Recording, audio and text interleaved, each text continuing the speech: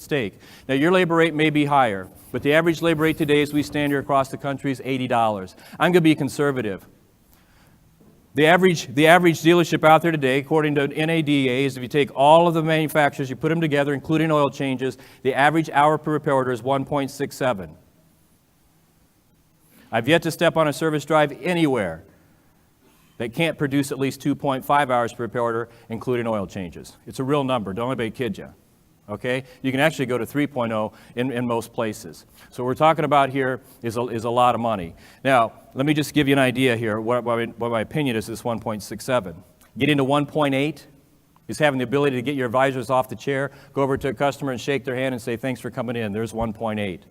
1.8 to 2.2, it's process. Process that dictates that no matter who I talk to when I come in, I'm handled and talked to exactly the same way. 2.2 to 2.5 and 6 is how good can they get at executing that process. 2.5 and 2.6 and going toward 3.0, what technology have you given them, what tools, and have you taught them how to use it? That's all it is, all right? And so knowing that the average dealer is at 1.67, keep this in mind.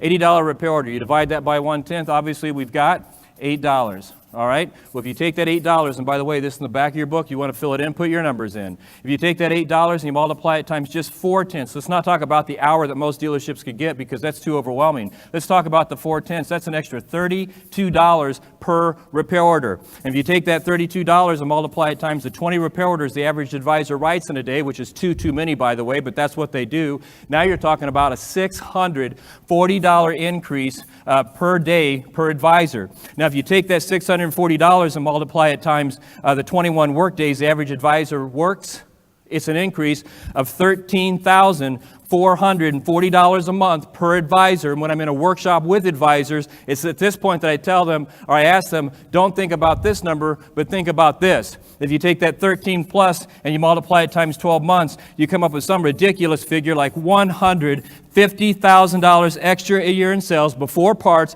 by not handling one more customer, answering one more telephone call, or sending out one more coupon, but by taking what you have and handling your customer like a professional salesperson the way this new customer wants to be handled. It's an extra $150,000 a year in sales, and here's the capper, that's before parts. And it's at that point I ask them, how much of that is yours? Is that a month's income, 2 months' income, a half month's income? Because that is a lot of income. And after I let it soak in for a few minutes, I then ask them, I point out, that's the first 4/10. Meaning if you walked in here at 1.7, rounding it up, and you walk out here and take this information that I've given you today and just take it up to 2.1, it's $150,000. If you take it up to 2.5, like every dealership and advisor could do, it could be an extra $300,000 a year before parts.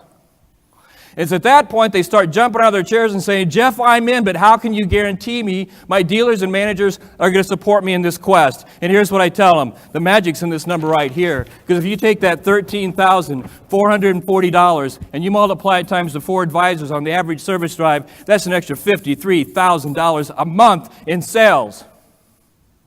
If you multiply that times 12, that's an extra in excess of $645,000 a year in sales before parts by not helping one more customer, sending out one more coupon, or answering one more telephone call, but by dealers, managers, by simply taking your people and giving them the tools, the latest tools, and the latest words to support those tools in the word tracks, it's an extra $645,000 a year in sales before parts.